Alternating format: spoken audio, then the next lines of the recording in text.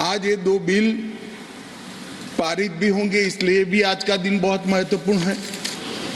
और आज का दिन जम्मू कश्मीर और भारत के इतिहास में अलग दृष्टि से भी बहुत सुवर्ण अक्षरों से अंकित होने वाला है, क्योंकि आज ही सर्वोच्च अदालत की संवैधानिक खंडपीठ ने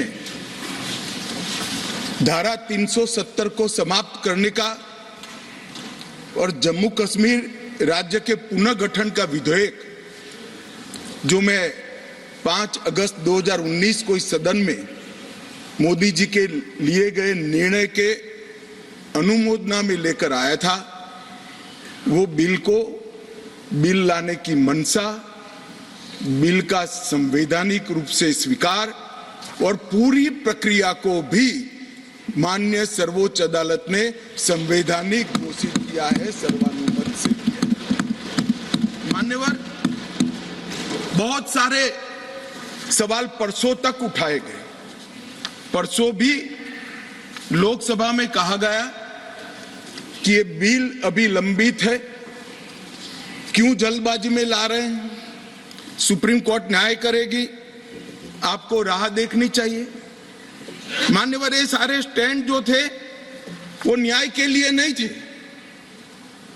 नरेंद्र मोदी जी ने जो निर्णय किया था वो निर्णय को लंबित करने के लिए थे, उस इरादे से किए गए थे। मान्यवर, आज निर्णय कर लिया सुप्रीम कोर्ट ने, और ढेर सारी चीजों को जो भारतीय जनता पार्टी 1950 से बताती थी, और कांग्रेस, विपक्ष और विशेषकर कम्युनिस्ट भाइयों का हमेशा से हम पर आरोप था कि राजनीतिक बातें आप कर रहे हो।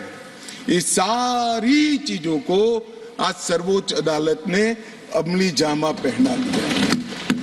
न्यायालय ने माना कि जम्मू कश्मीर के पास कभी भी आंतरिक संप्रभुता नहीं थी, जो हमारा कहना था। उन्होंने कहा कि भारत के साथ ट्रीटी के कारण भारतीय संविधान के बाहर राज्य को कोई आंतरिक संप्रभुता नहीं मिलती है।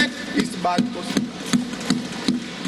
मान्यवर, न्यायालय ने माना कि अनुच्छेद 370 एक अस्थायी प्रावधान था, इसमें कोई शंका कुशंका नहीं है। ये संवैधानिक सत्य है कि धारा 370 अस्थायी समाधान। अब ये कुछ लोगों को पसंद नहीं आता है, और जो नेहरू जी के विचारों के, नेहरू जी के कामों के बड़े प्रशंसक है और अनुयायी है, उनको भी पसंद नहीं आता है जो हम कहते हैं।